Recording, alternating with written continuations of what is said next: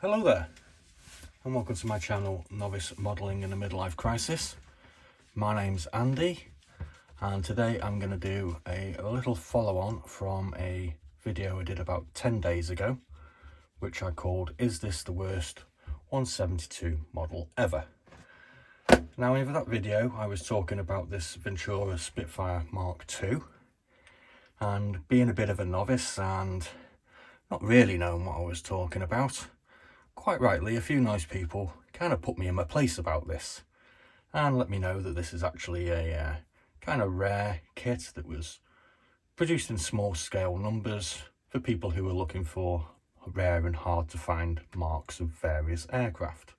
Now I hold my hands up and say, okay, I might have made a bit of a mistake there, but I've actually gone out and after building this rather badly, I've actually gone out and bought another 4, and my plan is to build a few more of them over the coming weeks and months, giving them the right amount of time. So anyway, moving on to today's topic, which is this kit. Now this is a kit by a company called Starfix, and it's a 172 North American P-51D Mustang. Now this company was actually recommended to one of the nice fellas that I was talking to post my Ventura adventure, and he suggested that actually I might be better off, if I wanted to look at some utter garbage, to get one of these. So not wanting to doubt his word, and being one sort of person that's quite up for a challenge, I went onto eBay and I found this one for £6.93 inclusive of postage on a buy it now. Now, for those of you that are unfamiliar with eBay, which doesn't seem to be that many of us, you normally pay around about sort of £3.40 in the UK just to post something like this. eBay will then normally take around about 13% plus 30 pence just to have the pleasure of selling it. So £6.93 minus, well, almost £5, probably left the poor chap with about £2 in his pocket. Obviously, he didn't really want it. Now, it's worth noting you can actually pay around about sort of £10 to £14 for these kits on eBay. So, is this going to be a case of buyer beware? Let's have a quick look in the box and find out.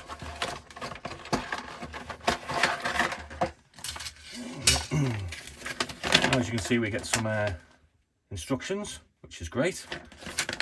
They're pretty basic. It's a pretty basic kit. There's 3 steps. Stick all the parts together, bish bash bosh, and you'll end up with something like this.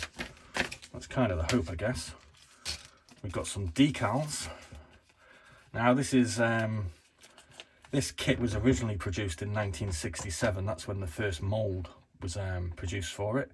It went through a reboxing in 1991, which gave us this rather fancy looking box, kind of Star Wars looking, Starfix, Star Wars. So there was a 24-year gap apparently between having a box and then having it a new box. Now these I don't know if that's supposed to happen. These transfers look a little bit ropey. I've actually done a bit of research and I've had a look on the old Tinterweb, and one of the comments that I found on a sort of 13-year-old thread from some modelling website did actually say that the decals are rather poor, and they, well, we'll give them the benefit of the doubt. This is 24 years old, so they may be, they might have been better when they got them. Now, as you can see, we've got 2 sprues. We've got the fuselage, we've got the wheels, we've got some, I'm not quite sure what they are. We've got some other bits as normal. I mean, there we go. And here we've got the wings, the propeller, the seat, and a rather constipated looking pilot. Now, I've had a quick look at this previously, and one thing I have noticed is there's some rather strange looking marks on this wing here.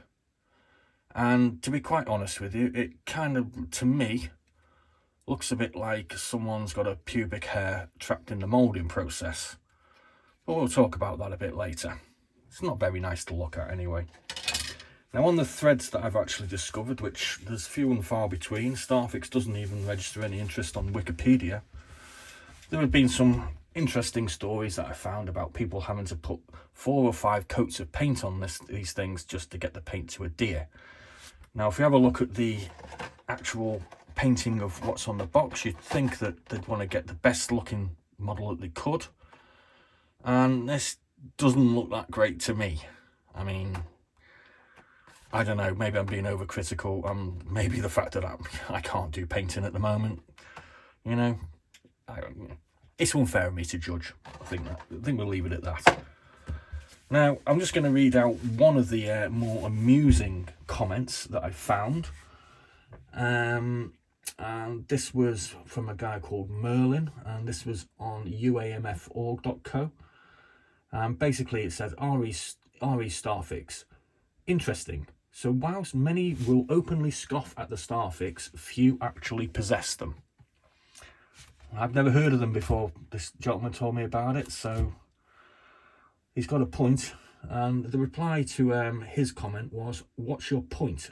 I've never had syphilis, but I don't want it. Well, I'm going to build this later on, and maybe we'll find out whether these comments are correct or not. Anyway, there's a couple of things I would like to point out. What I've actually said about this is obviously a little bit damning and might prove a little bit controversial. You will note from the title of this video, when I say, is this the worst 172 model ever, I end that statement with a question mark. I am not declaring this is the worst model ever. I'm sure there are far worse out there, and I've actually got a few more on their way to me. So, you know, tune in again and we'll see if we can't find something worse than this Starfix. I'd like to finish off with basically what I'm going to do. I think is I'm going to actually attempt to sort this this wing out. Now I kind of hope you can see what I'm talking about here. It's a rather unpleasant looking blemish. So what I'm going to do is I'm going to take this wing off, and I am quickly going to repair it with one of my model making tools. Now if you're listening to this video using earphones, I would highly recommend you remove them in the next 5 seconds, because this is the tool I'm going to use.